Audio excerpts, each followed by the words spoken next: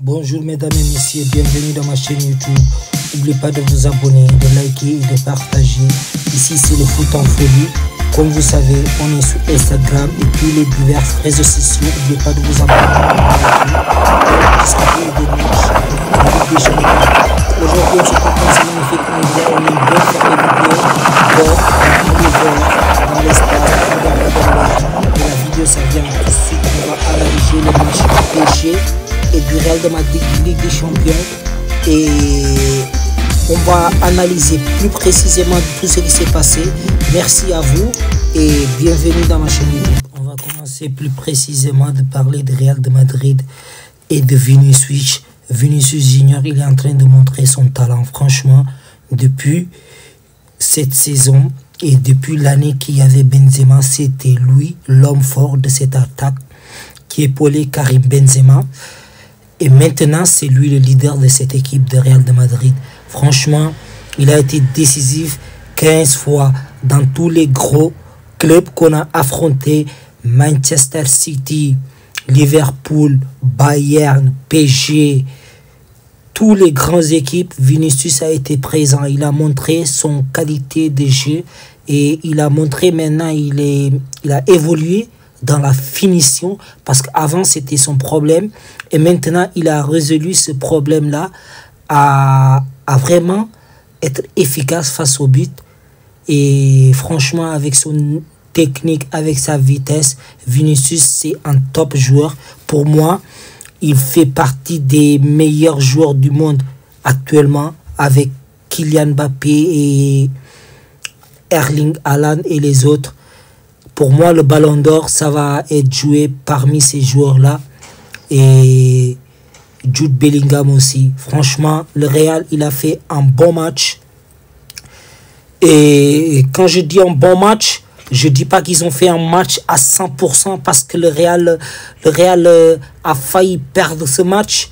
Il a marqué le premier but par une occasion créée de Toni Kroos pour Vinicius. Franchement, une ouverture de passe qui a cassé deux lignes extraordinaires de Toni Kroos pour offrir ce but à Vinicius, qui s'est trouvé tout seul face au but à Neuer. Il a marqué le premier but. Et pendant tout ce match, il y avait le Bayern qui avait la possession du ballon et qui maîtrisait le jeu. Et le Real, le peu de temps qu'ils ont réussi à avoir le ballon, ils ont réussi à maîtriser le jeu et à se créer une occasion à marquer. Le premier mi-temps, ça s'est passé comme ça. Et le Real pouvait faire mieux. Mais le Bayern aussi, il était bien mis en place défensivement. Et ils se sont créés beaucoup d'occasions aussi. En deuxième mi-temps, ils sont revenus et le Bayern a trouvé l'égalisation par une action créée de Leroy Sané. Il a marqué un but extraordinaire. Et franchement, pour la première fois, moi, je vois Fernand Mendy en difficulté défensivement, parce que moi, je trouvais qu'il avait en qualité défensivement. Et offensivement, il était très bon, mais défensivement, il était super. Personne ne pouvait le passer. Mais je crois dans ce match, il a eu du mal à marquer Leroy Sané, qui était vraiment pas facile à marquer. Et Jamal Musiala aussi. Et Lucas Vazquez a beaucoup fatigué par l'absence de Carvajal qui était absent. Il a pris 2 cartons jaunes. Il est suspendu. Et je crois qu'il devrait revenir le match de retour. Et franchement, après le Bayern, il a maîtrisé le jeu. Le Bayern a maîtrisé le jeu. Il a eu un penalty obtenu par Musiala. Et franchement, c'est un jeune très bon. Il est très bon techniquement. Actuellement en Bundesliga, je ne vois pas un joueur meilleur que Musiala. Musiala, actuellement en Bundesliga, techniquement, il est trop fort à son âge. Et Harry Kane, il a pris ce penalty, il a marqué ce but de Harry Kane. le Bayern à 2-1. Le Bayern pouvait marquer le troisième but, mais le Real a bien joué défensivement. Et avec la sortie de Nacho et Tchouaméni, il a fait un gros match. Tchouaméni, il commence à s'adapter en tant que remplaçant, défenseur central. Tchouaméni, il est très bon et il a fait un gros match. Et c'est pour cela que j'ai Don Carlo. Oui, Carlo Ancelotti. Carlo Ancelotti, on l'appelle Don Carlo parce qu'à chaque fois, il nous sort dans des situations pas possibles. C'est pour ça qu'on l'appelle Don Carlo. Et après, il y a Jude Bellingham qui est sorti, entrée de Brahim Diaz. Et Rosselló, il est rentré. Franchement, le Real, avec leur rentrée, ils ont réussi à trouver un peu de fraîcheur au milieu du terrain et dans les contre-attaques. Et Vinicius, il a fait vraiment un match de 10 sur 10. Il n'avait rien à dire, ce Vinicius. Il a fait son match. Il a essayé. Il pouvait marquer d'autres buts. Mais le match, il était vraiment très, très serré. Et après, Rodrigo a trouvé une faille dans cette défense. Kim Jae, un match à oublier pour le défenseur coréen, japonais. J'ai oublié dans quel club il joue. Dans quelle nationalité il est, Kim Jae, coréen. En tout cas, c'est un match à oublier pour le défenseur du Bayern qui a causé le début du Real de Madrid. Vinicius s'est présenté au point de pénalty, a transformé ce but magnifiquement. Et franchement, le Real a réussi à attraper en 2-2 au Allianz Arena. Et ça va être un match très intéressant au Santiago Bernabéu parce que le Real peut faire mieux, mais le Bayern aussi, il a quelque chose à montrer au Real de Madrid et qui pourrait fatiguer cette équipe de Real de Madrid. Mais il y a le retour de Courtois. Thibaut Courtois est de retour dans le groupe. Ce samedi, face à Cadiz, il a joué et le Real s'est imposé 3-0. But de Brahim Diaz, Jude Bellingham et de Rosselló. Un match extraordinaire. Et le Bayern, par contre, il s'est incliné face au Stuttgart. Et franchement, cette année, le Bayern il est en train de perdre beaucoup de matchs. C'est pour cela que le Bayer Leverkusen de Xabi Alonso s'est vraiment imposé dans cette Liga en montrant un jeu spectaculaire pour les fans. Et on ne sait pas. Peut-être il va venir au Real Madrid, peut-être pas. Mais nous, on est content de Don Carlo. On va se garder Don Carlo. Et que dire de plus de cette match de Real de Madrid? Que dire de plus? Pas possible. Et ils ont l'avantage parce qu'ils jouent au Bernabéu, certes. Mais ce sera un match spectaculaire le week-end prochain.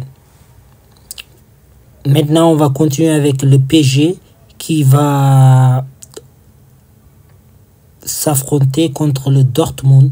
Dortmund, il va recevoir le Dortmund. Et à Paris, ça peut être mieux parce qu'à Dortmund, j'ai pas vu un PSG que je souhaitais. Peut-être ils ont manqué beaucoup de chance, je dis, mais ils ont eu deux poteaux, une par Mbappé que je sais pas par comment il a trouvé et un angle de tir. Dans quel moment tu as trouvé l'angle de tir, mais il a fait un bon tir qui a frappé le poteau. Et il y a Ousmane Dembélé, si je me rappelle, Ousmane Dembélé. Franchement, le PSG pouvait faire mieux. Il peut avoir des regrets, quoi, parce que il pouvait égaliser, venir à Paris et être plus tranquille dans la tête et affronter ce match avec beaucoup de conviction. Et je crois que le Dortmund, comme j'avais dit dans le précédent vidéo, si vous ne l'avez pas vu, allez le voir. Je l'ai fait il y a 2 jours.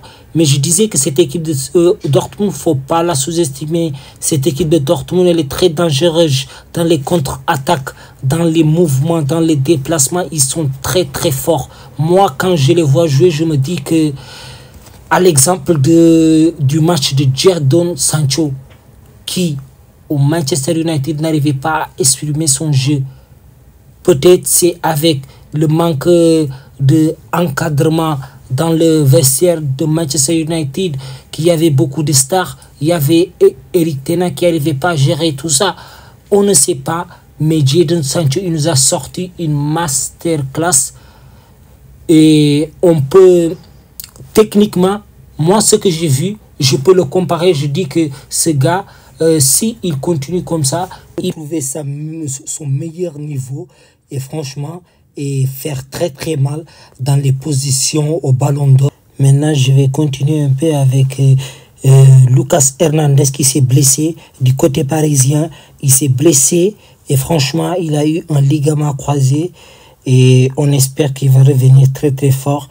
Mais franchement, c'est un mauvais coup pour le PSG parce que Lucas Hernandez, il était très très bon défensivement, central. Pour moi, il amenait beaucoup d'équilibre et il donnait de la confiance à Marquinhos. Avec Marquinhos, il était bien, il s'entendait très très bien. Et maintenant, il faut voir Luis Enrique, c'est qui va mettre à la place de Lucas Hernandez. Parce que moi, Beraldo, j'ai pas confiance. On va se dire, vous et moi. Moi, Beraldo, je le trouve encore très jeune, pas trop d'expérience. Il se fait avoir trop vite, tu vois. Et je me dis, Skriniar, il est mieux. Au moins, il est costaud et en 90 minutes, il peut tout donner à 80 minutes et montrer sa qualité et aider cette équipe de PSG parce que le Borussia Dortmund, ils ont des ailiers qui partent très très vite. Karim Adeyemi, il a fait un match extraordinaire. Et Marquinhos, c'était le seul qui était en train de fatiguer Karim Adeyemi, qu'il était tellement vif dans ce match. Défensivement, Marquinhos, il a montré un gros match. Franchement, top match de Marquinhos. Et on espère que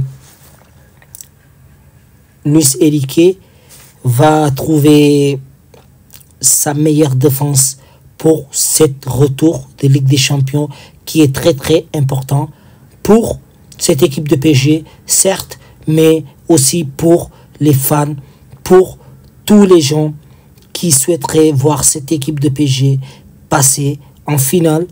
Et qui sait, peut-être avec un but de Kylian Mbappé, on ne sait pas, mais le plus important pour moi, que cette équipe de PSG arrive à retrouver cet équilibre parce que Nuno Mendes aussi, il s'est fait avoir par Jadon Sancho. C'est pour ça Jadon Sancho, il a vraiment fatigué Nuno Mendes parce que Nuno Mendes avec Fernand Mendy du Real de Madrid, ils font partie des défenseurs latéraux que pour les passer défensivement, il faut vraiment être bon. Il faut vraiment être bon pour les passer. Et franchement, c'est un top match cette équipe de Dortmund qui a gagné avec un but de Flingbourg. Ah les gars, je vous jure que le nom du joueur là, il est trop compliqué à dire. Il faut que je parte en Allemagne pour apprendre un peu l'Allemagne, tu vois.